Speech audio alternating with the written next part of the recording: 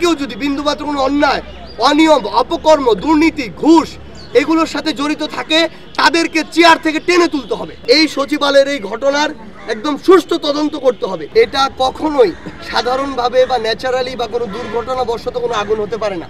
আমরা আমাদের জায়গা থেকে মনে করি একদম ষড়যন্ত্র করে প্ল্যান করে এই আগুনটি লাগানো হয়েছে। এবং আপনি যদি আপনাদের জায়গা থেকে দেখেন যে এই যে আগুনটি লেগেছে, এই আগুনটি আসলে লেগেছে আমাদের যারা ছাত্র প্রতিনিধি, যারা সরকারের প্রতিনিধিত্ব করছে, আমাদের নাহিদ ইসলাম, আসিফ মাহমুদ, তাদের অফিসগুলো জ্বলে পুড়ে শেষ হয়ে গিয়েছে। সেই জায়গা থেকে যখন নর্মালি আমাদের এই যারা ছাত্রদের প্রতিনিধিত্ব করছে ওই অন্তর্বর্তীকালীন সরকারে, তারাই অভ্যুত্থানের রাজপথ থেকে লড়াই করেছে, তারা এই স্পিরিটটা বুকে ধারণ করে এবং সেটিকে ধারণ করে বিভিন্ন খুনি শেখ হাসিনার সময়ে যারা বিভিন্ন দালাল ছিল, বিভিন্ন অন্যায়, অপকর্ম, দুর্নীতি ছিল, এগুলোর যে ফাইলগুলো, এই ফাইলগুলো যখন তারা বিভিন্নভাবে এগুলো নিয়ে তদন্ত করছিল, এই ফাইলগুলো সংরক্ষণ করছিল বিচারের জন্য, ঠিক তখনই এই সচিবালয় এরকম একটি প্ল্যান করে এরকম অগ্নিকাণ্ড ঘটনা হয়েছে। সেই জায়গা থেকে আমরা আমাদের জায়গা থেকে জাস্ট একটা জিনিস মনে করি, আসলে এত বড় অভ্যুত্থানের পরে আমাদের যে বিপ্লবী ভূমিকায় থাকা উচিত ছিল, এই অন্তর্বর্তীকালীন সরকারকে যে বিপ্লবী ভূমিকায় থাকা উচিত ছিল, আমরা এখন পর্যন্ত হয়তো সেটি হতে পারিনি।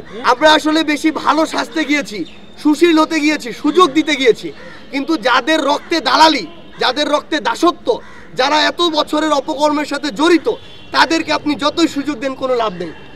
আমরা আমাদের জায়গা থেকে মনে করি আমাদের যারা অন্তর্বর্তীকালীন সরকার, আমাদের প্রতিনিধি রয়েছে, আমরা যারা রাজপথে রয়েছি, আমাদের এখন সময় এসেছে এই বিপ্লবকে ধারণ করে বিপ্লবী ভূমিকায় অবতীর্ণ হওয়ার। কোনো জায়গায়, সেটা সচিবালয় হোক, আমলাতন্ত্র হোক, বাংলাদেশের যে কোনো সরকারি অফিস হোক, যে কেউ যদি বিন্দুমাত্র কোনো অন্যায়, অনিয়ম, অপকর্ম, দুর্নীতি, ঘুষ এগুলোর সাথে জড়িত থাকে তাদেরকে চেয়ার থেকে টেনে তুলতে হবে। Double million offer, Walton fridge কিনে পেতে পারেন 20 লক্ষ টাকা, রয়েছে কোটি কোটি টাকার নিশ্চিত উপহার। আমরা এই সুযোগ আর দেয়া যাবে না। ওই 3, 4, 5 অগাস্টে যারা খুনি শেখ হাসিনার পক্ষে স্লোগান দিয়েছিল, তারা এখনো সচিবালয়ে বসে কিভাবে অফিস করে। অথচ এই অভ্যুত্থান যদি সফল না হতো, তাহলে ওই খুনি শেখ হাসিনার দোসররাই আমরা যারা আন্দোলন করেছি আমাদের সকলকে জেলে ভরার জন্য সর্বাত্মক সহযোগিতা করতে।